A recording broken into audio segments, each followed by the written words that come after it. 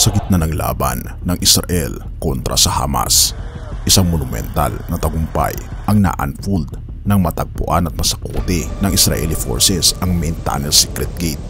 Pero paano natuklasan ng Israeli forces ang entrance ng elusive tunnel na ito at anong strategic tactics ang kanilang ginamit para masiguro ang mahalagang panalo? At mababawasan ba ng breakthrough na ito ang hawak ng Hamas sa Gaza? Sa video na ito, ilalantad natin ang mga dramatikong pangyayari na nagdala sa breakthrough ng Israel at paglukit at ganoon din pag-angkin ng secret gate ng main tunnel. Atin itong pag-usapan, mga kaibigan.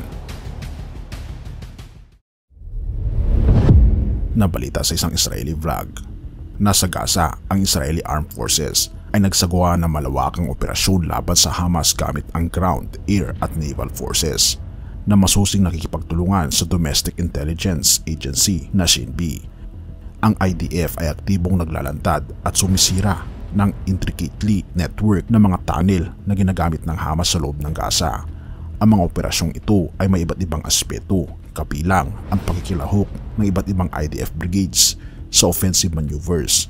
Sa mga pagsisikap na ito, natuklasan ang mga nakatagong armas sa mga civilian areas na nagpapakita ng hindi kapanipaniwala na paggamit ng Hamas ng mga espasyo ng mga sivil para sa mga kanilang mga armas.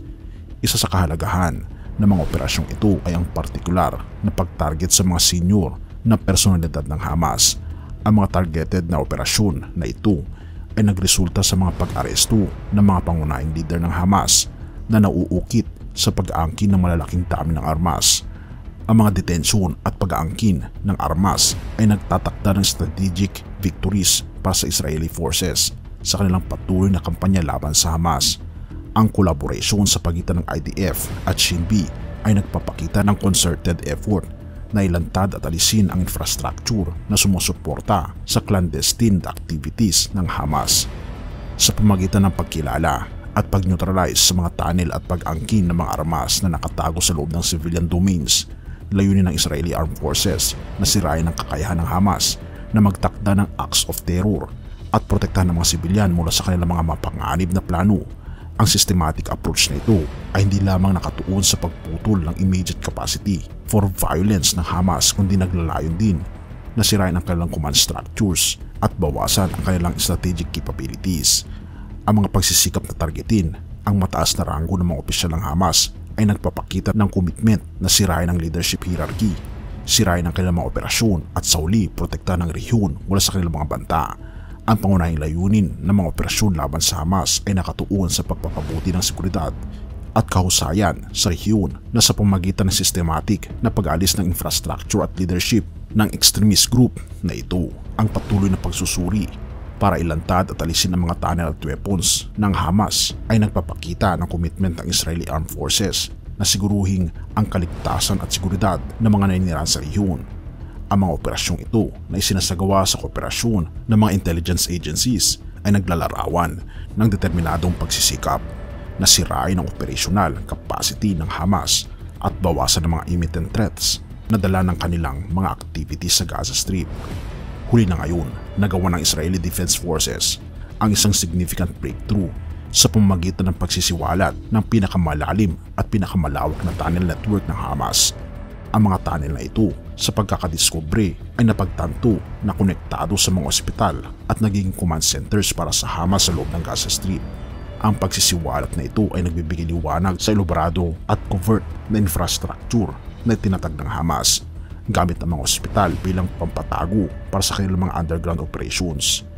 Ang pagtatanghal ng mga pagsisikap ng IDF sa pamamagitan ng iba't ibang media ay nagbibigay diin sa mabangis na network sa ilalim ng lupa na nagpapakita ng maingat at strategic na approach ng IDF sa pagsisiwalat at pag-neutralize ng mga clandestine na mga passages na ito.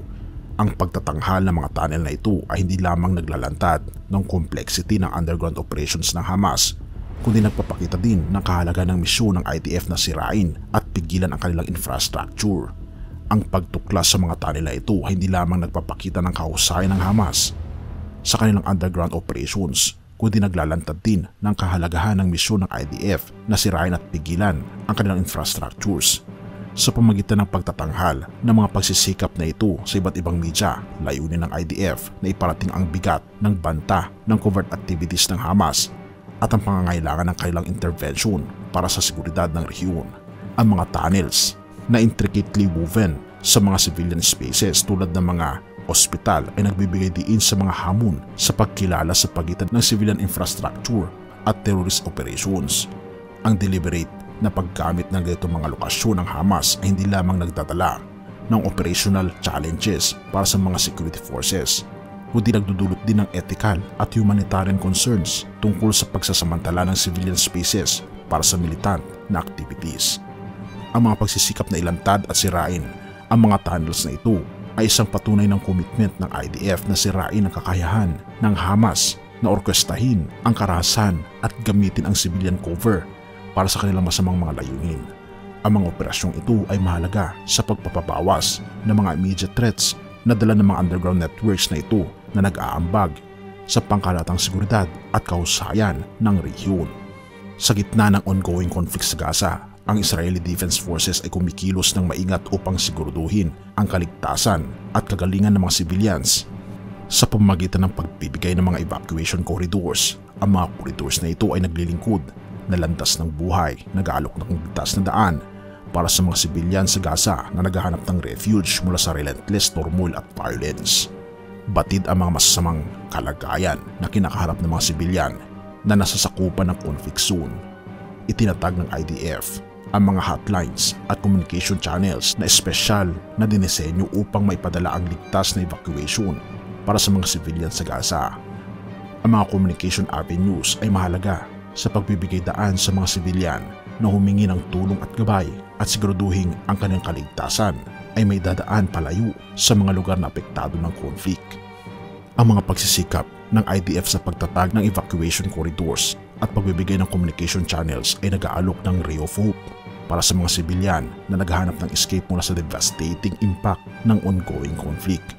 Ang mga initiatives na ito ay nagbibigay diin sa humanitarian aspect ng IDF operation, nagpapakita ng komitment na maibsan ang pinsala at siguraduhin ang kaligtasan ng mga inosente na mga sibilyan ay nakasalalay. Kaya nga naman kung ating mapapansin kaibigan, tunay nga na natatapos na ang conflict sa Israel kontra sa Gaza. Ngunit patuloy pa rin nating ipanalangin na tuluyan na itong matapos at magkaroon ng kapayapaan sa lugar, at patuloy nating ipanalangin ang mga kaibigan natin na napinsala dahil sa digmaang ito. Purihin ang ating Panginoon Diyos sa content na ito at salamat kaibigan sa iyong panunood. Lucas 10 verse 19. Binigyan ko kayo ng kapangyarihang tapakan ang mga ahas at mga lakdan at daigin ang lahat ng kapangyarihan ng kaaway at walang makakapanakit sa inyo. Kaibigan, tayo binigyan ng ating Panginoong Diyos ng lakas upang sa ganun labanan ang mga kaaway natin. At ang tanong ay, sino nga ba ang tunay nating kaaway? Walang iba kundi ang karahasan ng demonyo na siyang nagpapanguna sa lahat ng paghihirap sa mundong ito. Naway tulungan tayo ng ating Panginoong Diyos na malabanan ang anumang klase ng karahasan, tukso at ganun din ang mga problema na dulot ng kasalanan. Purihin ang ating Panginoong Diyos sa kanyang pagliligtas sa atin. At salamat kaibigan sa iyong panonood. Tayo manalangin. Ama naming banal makapangyarihan naming Diyos, kami po'y lubos na nagpapasalamat sapagkat natatapos na po ang digmaan ng Israel kontra sa Gaza. Ngunit patuloy po ninyong alagaan ang mga sibilyan doon at ang mga kaibigan na naapektuhan ng gerang ito.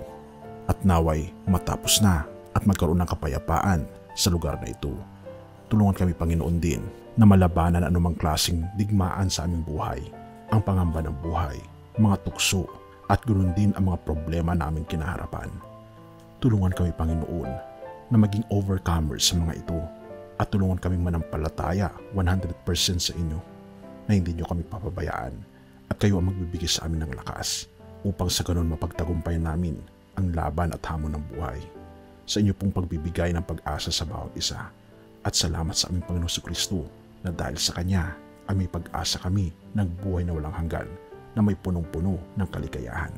Purihin ka o aming Panginoong Diyos at patawarin po kami sa lahat ng aming pagkukulang at pagkakasala, pagkat ito'y aming samot hiling sa matamis na pangalan ng aming Panginoong Jesus. Amen.